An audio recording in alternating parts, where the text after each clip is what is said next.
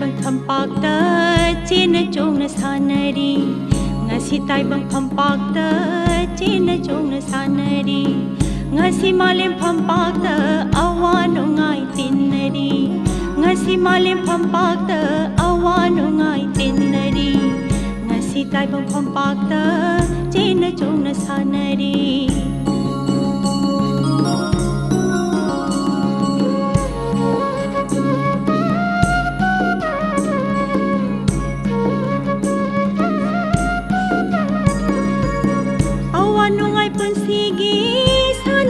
pampak se awan nungai pun sigi sana pamni pampak se awa bana hangli nungai bana kumki awa bana hangki nungai bana kumki nungai bana suhangki awa bana sukumki nungai bana suhangki awa bana sukumki masini punsi pampak kumphaiwari ꯑꯩꯈꯣꯏꯒꯤ ꯂꯝꯗꯝ ꯑꯁꯤꯒꯤꯗꯃꯛꯇꯗꯤ ꯀꯨꯝꯖꯥ ꯈꯨꯗꯤꯡꯅ ꯂꯥꯛꯄꯗ August ꯑꯃꯁꯨꯡ September ꯊꯥꯆꯠ ꯑꯅꯤ ꯑꯁꯤ ꯈ꯭ꯋꯥꯏꯗꯒꯤ ꯃꯔꯨꯑꯣꯏꯕ ꯊꯥꯆꯠꯅꯤ ꯂꯩꯄꯥꯛꯀꯤ ꯑꯣꯏꯅꯁꯨꯅꯤ ꯂꯣꯏꯅꯅ ꯃꯅꯤꯄꯨꯔꯤ ꯃꯤꯌꯥꯝꯒꯤꯗꯃꯛꯇꯗꯤ ꯑꯣꯟꯊꯣꯛꯅ ꯊꯃꯣꯏ ꯁꯣꯛꯄ ꯅꯤꯡꯕ ꯀꯥꯏꯕ ꯈꯣꯏꯁꯥꯎꯅꯕ ꯑꯋꯥꯕꯒꯤ ꯃꯄꯩꯅ ꯄꯤꯛ ꯊꯜꯂꯤ ꯑꯃꯨꯛꯁꯨ ꯊꯥꯆꯠ ꯑꯅꯤ ꯑꯁꯤꯗꯅꯤ ꯑꯩꯈꯣꯏ ꯃꯤꯌꯥꯝ ꯑꯁꯤ ꯅꯨꯡꯄꯥꯟ ꯐꯥꯎꯅ ꯅꯨꯡꯉꯥꯏꯕ ꯃꯤꯀꯨꯞ ꯀꯌꯥꯁꯨ ꯐꯪꯖꯈꯤꯕ ꯑꯣꯒꯁꯠ ꯊꯥꯆꯠ ꯑꯁꯤꯗ ꯂꯩꯄꯥꯛ ꯑꯁꯤꯒꯤ ꯅꯤꯡꯇꯝꯕꯒꯤ ꯂꯥꯟꯊꯦꯡꯗ ꯑꯩꯈꯣꯏꯒꯤ ꯑꯊꯧꯕ ꯊꯪꯒꯥꯜ ꯀꯣꯏꯔꯦꯡꯅꯆꯤꯡꯕ ꯊꯧꯔꯤ ꯌꯥꯟꯗꯨꯅ ꯍꯥꯠꯈꯤ ꯂꯣꯏꯅꯅ ꯑꯣꯒꯁꯠ ꯊꯥꯆꯠ ꯑꯁꯤꯃꯛꯇꯗ 1919ꯗ ꯅꯤꯡꯇꯝꯕꯒꯤ ꯇꯥꯈꯤꯕ ꯅꯨꯃꯤꯠ ꯑꯗꯨ ꯑꯃꯨꯛ ꯍꯟꯅ ꯑꯣꯒꯁꯠ 13ꯗ ꯇꯔꯪ ꯇꯔꯪ ꯊꯣꯛꯂꯛꯇꯨꯅ ꯅꯤꯡꯇꯝꯕꯒꯤ ꯏꯕꯨꯙꯧ ꯄꯥꯈꯪꯕ ꯌꯦꯛꯄ ꯐꯤꯔꯥꯜ ꯑꯗꯨ ꯆꯤꯡꯈꯠꯇꯨꯅ ꯃꯅꯤꯡ ꯇꯝꯅ ꯄꯥꯏꯍꯟꯈꯤ ꯍꯥꯏꯔꯤꯕ ꯑꯣꯒꯁꯠ ꯊꯥꯆꯠ ꯑꯁꯤꯒ ꯍꯦꯛ ꯊꯪꯅꯕ ꯁꯦꯞꯇꯦꯝꯕꯔ ꯊꯥꯆꯠ ꯑꯁꯤꯗꯅꯤ ꯁꯦꯞꯇꯦꯝꯕꯔ 12 ꯅꯨꯡꯊꯤꯜ ꯄꯨꯡ 5 ꯇꯥꯕ ꯃꯇꯝꯗ ꯃꯍꯥꯔꯥꯖ ꯕꯣꯙꯆꯟꯗ꯭ꯔꯒ ꯃꯅꯤꯄꯨꯔꯒꯤ ꯂꯩꯉꯥꯛ ꯚꯥꯔꯠ ꯁꯔꯀꯥꯔꯅ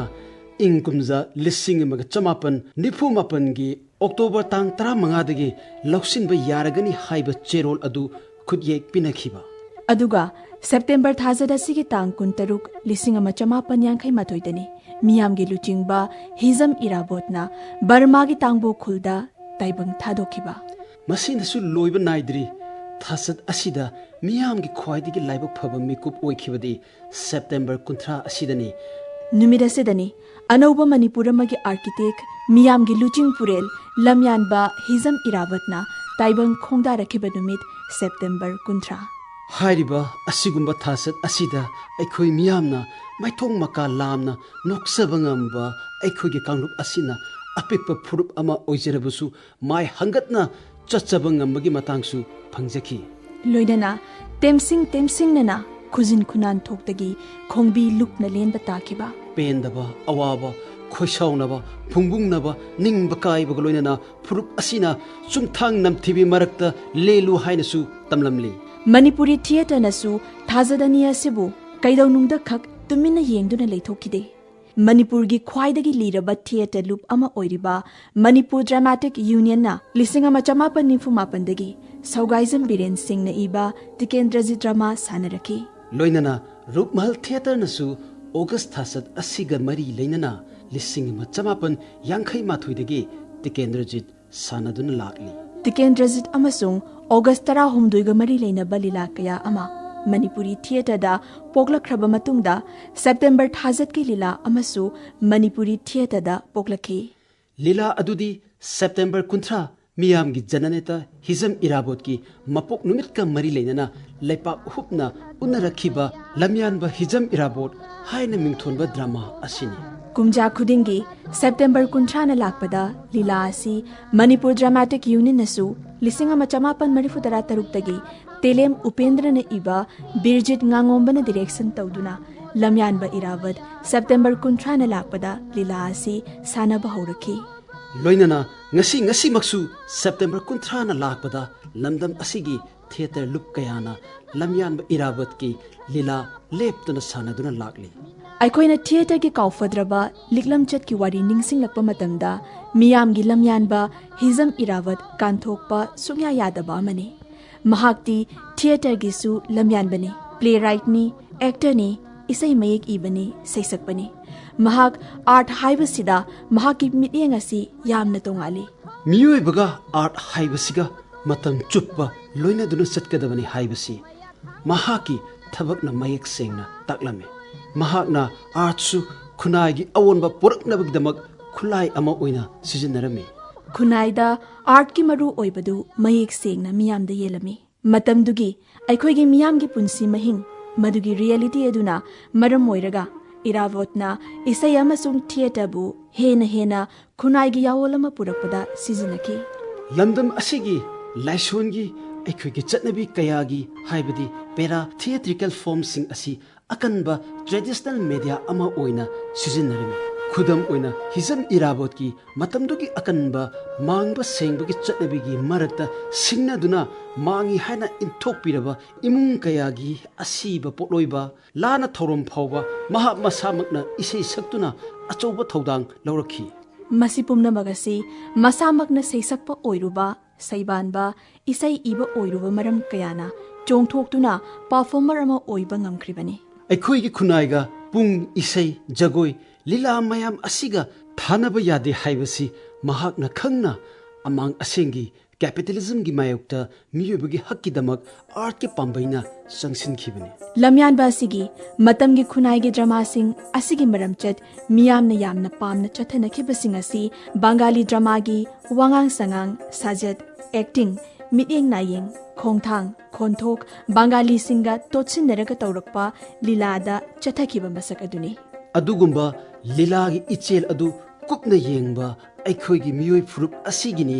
हाइबा ड्रामा अदुबु इरैमक लेत्रब्रा हाइबा वहंग कया तौनरखिबसिंगी मनुंगदा हिजम इराबोचु अमने अखोइगी मणिपुरी थिएटर की मसकमा सागतनबा चोंगथोकलखिबा लम्यानबसिंगी मनुंगदा अमने खुदम हाइबबु सर चुराचान महाराजना बंगाली लीला मचत पामजददुना लमदम असिगी ओइबा वांगांग संगांग फिजेट लाकचेत समना लमदम असिगी मियोय कांगलुप असिबु निंगथिना सक्ताकपा ngamba लीला उटननबा इरावोत यावना खनदुना लाइडेन मयुम इबुंगो हलना इदुना नर्सिंग लीला लिसिंग अमा चमापन कुनमंगादा उठख्रिबनी हाइरिबा मणिपुर के अहानबा अखोइगी लोल दे इजबा लीला असिदा हिजम इराबोत मसामकना मरु ओइना मेजर कैरेक्टर अमा सादुना सक्तम लांखी इरावोतना पॉलिटिक्स ता अकनबा खोंग थांजिनद्रिंगैदा यामना अफबा अचंगबा एक्टर अमा ओइना मणिपुर ड्रामेटिक यूनियन की लीला अयामबा यावखी महाकी एक्टिंग दा मियामना ngaunaki असेंग पुंसी अमसुंग एक्टिंग अनीगी मरकता कनागुंबना खाइदोकपा ngamdaba थाक फावबा यौखी महाकी पुंसीदा मियामना ngaknaraba एक्टर अमा ओइना थवान मिचाकुम ngalakhiba asi sorokhaiबम ललितना इबा अहानबा मणिपुर की सोशल प्ले अरेपा मरुप हाइबसिदा चंद्र सिंह साखिबसिनी हाइने लीला अदुगी चंद्र सिंह की एक्टिंग दा महाराज चुरचान फावबा ngaukhi इरावतना चंद्र सिंह कैरेक्टर असि सादुना स्टेज ता लुपा चनी लेतबगी तौफम खंगदा कोक सादुना लुपा चनी हाइदुना ngauduna चटपा महाकी एक्टिंग अदु उरगा चुराचान महाराजना लीलानी हाइबा फावबा काउथोक्तुना से है नंगी लुपा चनी दु सीदा लेरे स्टेज ता लुपा सिंह लंगसिन की हाइबा वाफम ngasisu sonari मसीद नतना नरसिंग लीलादा मरीबाग नुक्सीजबा कुमुत कौबा अमा साबदा मियामनो सोनखिबा भक्त बिलमंगल की टाइटल कैरेक्टर बिलमंगल साबा देवला देवीदा निंगथौ बंददेव की सक्तम लांगबा मयाम असि मतमदुगी मियामना इराबत की एक्टिंग दा ngaunakhribani लम्यान बहिजम इराबोतना मतमदुगी थिएटर की मतंगदा लौरंबा थौदांग कयागी मतंगदा पल्लदुना Indian people's theatre association Manipur की हानगी जनरल सेक्रेटरी लांगोल इबोयाइमना फोंदोरकपा वाफम खरा इरावोटी ngalingida yan hanba manipur da proscenium theater changpasi 1902 aidi prabhas milam bangla lon sanaba ngaktani bangla gi matam na oringe de ke masi ila singa dum kumba yauri drama kumbi nabi nabi si pangdabani na nipana sawa matam da su masu adum sarai nupi sarai haidana hai ngalingida adegi matang kuma paduna bangla lon degi Meitei रोंदा translate तौरकांदा सानरक्पा अदुगुंबा Bangla drama सिंग करी सिंग मथंग मथंग लाखरे अदुई मतुंगदा मणिपुर दी यान हानबा मदु 1925 ओइनेन खली नरसिंह मैतैरोनगी अदुगै खोइ मणिपुरी वारी दे युमफम ओइजबा खोइ असेंबा drama हाइतारे सी इराबोना कुमुदा हाइबा मरिबाक याम नुक्सिबा अदुगुम्बा मैतैगी अमा साई अदगी लीला सीमा 1925 अदाइदा सानरक लीलानी से कुन्मा पुन कुंठा सुरक पदाई की मागी याम असेंबा लाइफ की केनो दोंना फुटोगा सानजबा हाइबा तारे अदुम हाइना तौबा आर्टिस्ट एक्टर अमनी हाइना सीमा अदगी 1930 दा अखोइगी थिएटर मूवमेंट सिदैदा इराबोती मागी मूवमेंट से माई कंट्रीब्यूशन से अदुम हाइनी लाकुमगा लापदुना बांग्लागी ड्रामा हॉल दा बांग्लागी केनो सानरम बदगी मैतेगी असेंबा ड्रामा हॉल अम लिंखनबा हाइदना 1930 एमडी लिंखपति से यावरे और समाइना ड्रामा दे याम थायावना सानरकसिना ते लासिंग बान कुंगिबा भक्तबल मंगोलदा देगी देमला देवी गी देव कुंबदा कैदोबदा कैदो यामन फजब रोल सिंगन तो इराबोना अफबा एक्टर अमखक ओइबदा नतना मणिपुर की थिएटर की मूवमेंट सिदैदा एक्टर सिंगी फ्रीडम एक्टर सिंगी मनिंग तमना एक तौजनबगी मागी फ्रीडम अमखक की मूवमेंट अमखक माना होरमेना अदगी अमना ब्रिटिश न भारत लाख्र मतुंगदा थिएटर की कल्चर की करी की अकनबा मसिगी इहो पीबा मफम से ढाका कलकत्ता सोंदने अदुना मदुगी असोंगी इथिन जुलाकबा अदगी मासी ढाका द लाइक तमुबा 1913 दगी 15 अदाइ बाउ ढाका द लेरुलिने अदुगी कनो मसु मंगोंदा फावरकबा सिगुम्बा मयाम अमा सी लाकबा अदगी मतमदुदा बेंगोली सिंगसी भारत की चौखटपा अदगी मांगिन थाना वाखल खनबा वाखल लेबा मीने न लौनबा अदु बेंगोली सिंगना थिएटर की मूवमेंट करीद मोई चंगल मयाम से मसी गुम्बा सिदगी मंगोंद इथिन सिंग पिरम यायन खाली 1922 दा मैतेसन फोंग्रबा अदुई मतुंगनी थिएटर की मामांगदा माला लाखरे 1902 अदाइदा प्रोसिनेम थिएटर सांग पे करी के लेरे मैदा एमडीयू बिंग 1930 की ने अदुगी मतम दु अनुमाइना थिएटर ऐसी चौब केनो अमनी हाइदना लाको अदे लोइनना माना कसार लेरिंग सिदैदा स्वदेशी गाने दोन नैना कौबा अमदा मासी मदुगी थौपुदना अदे सेसक नुक तौबा याम यावरी अदु यावरपदुनी माना न 1944 45 अदुइगी वैताय माना नेत्रकोनादा हौ चरोंग पाइरगा कोइगी फैजोम अदगी कोए तदेगी क्वांग कनोजी लाकांदा थांगोल दुमाया थांग तौना हाइबा सेसगा जवै साइ हाइरिसे बंदुगी कनोजी अतोंदगी म्यूटोइना भारत की किसान सभा की म्यूट मोई कॉन्फ्रेंस सतपनेबा नेत्रकोना मतलब भारत ओइरमी उजिना बांग्लादेश में सिंगी कनो लेरे अदुदा सतगा यावरुबा सी कनो ने थिएटर की कई मूवमेंट अदि थिएटर सीना सोशल चेंज अमगी सोशल रिवोल्यूशन तमगी सोशल रिफॉर्मेशन अमगी अचौबा मी ओइबगी थमुई द फाउजल लगा चंगबा ngamba खुलाई अमनी हाइबसी अन फाउगेन खली मरमदि माल तोरि बखोली ब चुमना उत्पन्न तब पुरा मैग्निफाई तोरगा बलना मसक सेंग उत्थोकपा अमनी हाइन लौवे अदुम हाइना मागी सिगुम्बगी केनो मा थिएटर की मागी मूवमेंट सिदैदा चौबा केनो लेनेन खाली अदगी मणिपुर की मॉडर्न थिएटर की मूवमेंट थिएटर एक्टर सिंगी फ्रीडम की केनो अमखक अखोइना फंगाइबा अदगी प्रोसिनेम थिएटर अदगी मतंग मतंग अखोइगी मणिपुर की असेंबा मणिपुरी थिएटर की करीगी महाव पीनबा होनरप मसी दैदा इरावत लमयानबा अमनी मागी कंट्रीब्यूशन कोइना यामना चाउना लै यामना सिंथाबम थोइ निंजंगम थोइ थिएटर पर्सनालिटी पुनमकना थिएटर कम्युनिटी थिएटर फैमिली पुनमकना इरावत की मफमदा मागी थिएटर की मूवमेंट सिगी मफम अमदि निंथिना कल्लगा थंबिबम थोइ ने लौइ हिजम इराबोद अफब लीला इबा ड्रामाटिस्ट अमसुनी मणिपुरी थिएटर दा इहान हानबा सोशल प्ले नि हाइनरिबा सोरोखाइबम ललित न इबा अरेप मरुप हाइरिबा प्ले असिमक ललित सिंह न इराबोद का लोइनन इबनि हाइबसी ललित मसाना हेमंग विश्वास का उन्नबा अमदा फोंदोखिबदगी खंगलप वाफम अमा जननेता इराबोद नैनबा हाइबसी फोंग अदुदा इरी लोइनना इराबोट मसामना हिस्टोरिकल प्ले खुद थारंबा जयमती हारिबा ड्रामा असिसु अमनी हाइरिबा लीला असि महाकना आसामदा चंगजाफम लौदुना लैबा मतमदा फंगलखिबा अमदी आसामगी पुवारीदा हौजिकसु सोनरिबा रानी जयमतीगी हिस्टोरिकल नैरेटिव अदुदा युमफम ओइबनी महाकी अतोप काउबा यादबा रिवोल्यूशनरी प्ले काउरोय हाइना मिंगथोनबा ड्रामा असि इदुना मतमदुगी सिलचरगी RDS गणनाट्य संघ इंडियन पीपल्स थिएटर एसोसिएशन ना सानखी हाइनी इरावोड थिएटर नतना उदा हक्तुना सेम साबा आर्ट असिसु यामना हईसिंगबा पिथोकपा मिसकमनी महाकना मणिपुर ड्रामाटिक यूनियन की सक्ता खुदम लोगो ओरिबा लांगोल कारण असि महाकना पुथोक्तुना हक्तुना सेमलंबनी महाकना अखोइगे फुरुप पुमनमक असिबु अकनबा साफु पीबा अनौबा पुकनिंग याकाय हनबा ngamba इसै कया अमसु इरमी सक्सु सकलमी महाकना थिएटर आर्ट अमसु इसैबु मियांगी वखल फोंदोफम अचौबा पांबै अमा ओइना सिजनबत नतना अकनबा मीडिया अमा ओइनसु सिजनरमी मतमदुगी ड्रामा अयाम्बा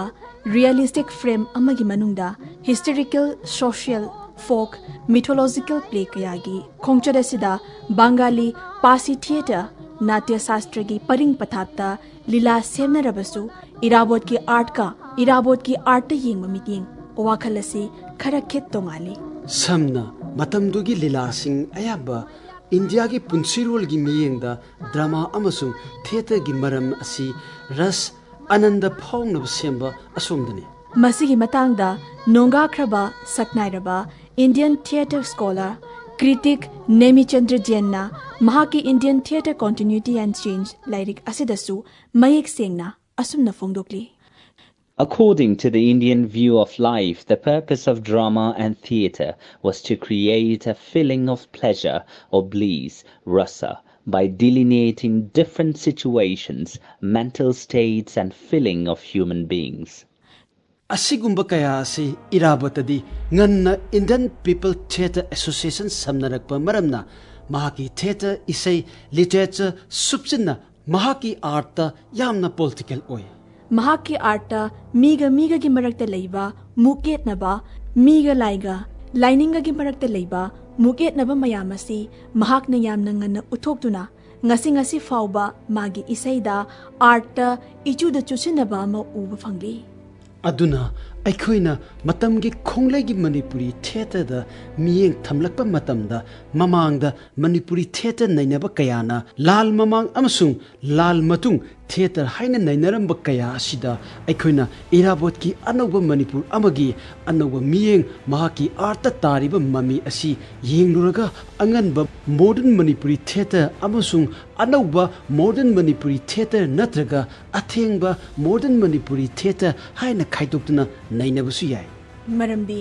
मणिपुरदा इंग कुमजा लिसिंग अमा चमापन सुपना अनिदगी हौख्रिबा फंपाक लीलागी मरमचत असि मॉडर्न इंडियन थिएटर सागतख्रिबा पासी थिएटर की मरमचत न योमलबा मतमदुगी बंगाली थिएटर ननी पासी थिएटर हाइबसी कोलोनियल आइडिया ऑफ थिएटर अदुन सेमखिबनी पासी जोरोआस्ट्रियन कांगबु असि हौजिकी ईरान हाइना खंगदरिबा लमदम असोमदगी लाकपने मरुओइना इंडिया की इपाक खोंगबान सिंह गुजरात महाराष्ट्र न चिंगबा मफम सिंगदा aviation atomic energy medical science banker trader geology की लम कयामुक्ता इंडिया दा थबक तौनबा लाखिबनी लोइनना म्यूजिक अमसुंग परफॉर्मिंग आर्ट की लमदसु यौना हई सिंगबा कयासु लोइनरखी मखोइना इंडिया दा लाखलगा सेमगतखिबा थिएटर फॉर्म असिबु ngasi फाउबदा जेनेरिक टर्म अमा ओइना पासी थिएटर हाइना खंगनरी इंडिया दा इहान हानबा पासी थिएटर कंपनी असि लिसिंग अमगा चनिपान यांखै हुमदोइदा लिंखतखिबा पासी नाटक मंडली हाइबसिनी मतंग असिदा पासी थिएटर अमसुंग मागी मरमचत मसिसु सेमगतखिबा तोंगान मचुलसिंग खरदंग ओइरबसु निंगसिंग हौद्रबदी वारी चोंगलगा लीबगी फिबम अमा तागदौरिबनी ngasi फाउबदा मॉडर्न इंडियन थिएटर गा पासी थिएटर गा सेतोकनबा यादबगुम मॉडर्न मणिपुरी थिएटर दसु सेतोकनबा यादबा अमा ओइरी इंडिया दा पासी थिएटर की मरा असि पासी उर्दू पासी इंग्लिश पासी गुजराती पासी हिंदुस्तानी पासी मराठी पासी बंगाली असुमना चेतना मरा तासिनखी इंडियादा नतना इंडिया की पासी थिएटर कंपनी सिंगना युमलोनब लेबाक श्रीलंका बर्मा फाउबा खुदुम चंसिनखी पासी थिएटरना इंडियन कल्चर की मराक मयुंग असिदी चौराकना सही चामरोम लिसिंग मचनिपान यांखैदगे लिसिंग अमगा चमापन यांखै अस्वाई फाउबदी लाक्सिंदुना चटखी मसिगी मतुंग तारकपदा तपना तपना सतोकनबा होटनरपगी वानी पासी थिएटर बो असुक यामना पामनखिबगी मरमदी यामना पुमसु सुरबा हाईब्रिड थिएटर फॉर्म अमा ओइरुबनने मंगोंदा तिलरिबा आर्ट फॉर्म सिंग आर्ट की मचल सिंग असि अमतोइना लौशिन बंगंबा मसक असिननी मसिगी आर्ट फॉर्म असिदा लोल की खेतनब लेतबा मल्टीलिंगुअल फॉर्म ऑफ परफॉर्मेंस ओइबा लाइनिंग की खेतनब लेतबा प्लेराइट अदुना अपाम मोंगी लोल द इबा लोल मयाम अमा सिजनबगी निंगतंबसु लेबा असिसु अमनी पासी थिएटर के इचेलदा तिलरिबा थिएट्रिकल फॉर्म सिंग स्टाइल वारी खर पल्लबदा इंडिया के लेजरंबा लोकल थिएट्रिकल फॉर्म सिंग Sanskrit theatre Victorian melodrama European realistic narrative structure 5 structure पासियन लीजेंडरी सहानामा Mahabharata Arabian night Shakespeare tragedy comedy Sanskrit theme कया असि मुस्लिम सिंगना अमुक इथोकपा रामायण असिदा नतना मतुंग तारकपदा सोशल ड्रामा कया असि पासी स्टाइल दा सानरखी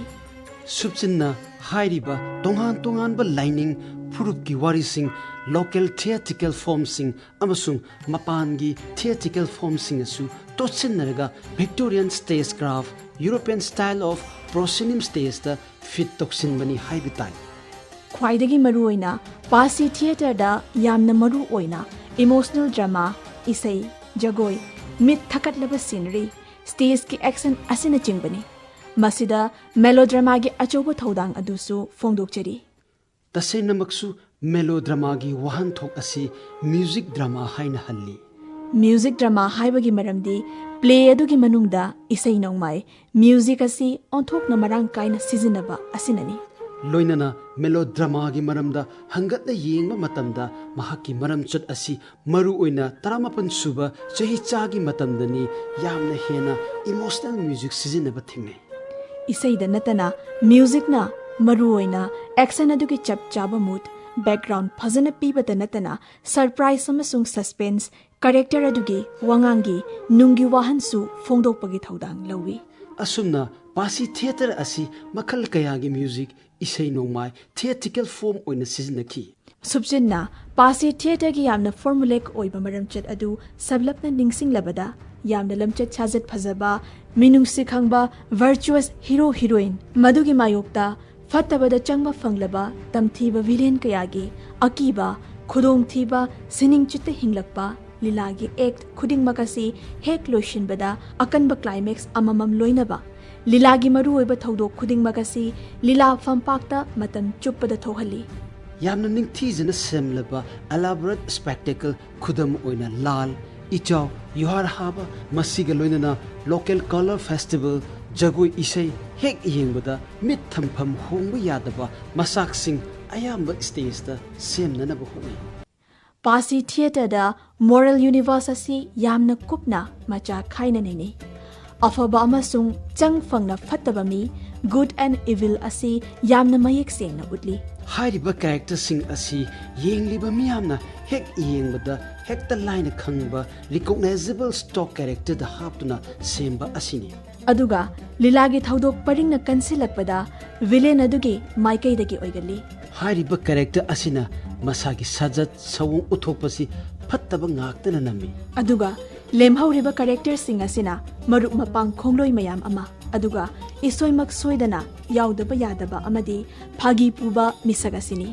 मरु ओइना कॉमिक रिलीफ असि मिनाई नत्रगा लोइनगनबा अमना सागनी तबुतबु पासी मेलोड्रामा की मागी एक्शन असि यामना कलहनबा हाइबसी फत्तबा विलेन दुगी मखा यामना पोली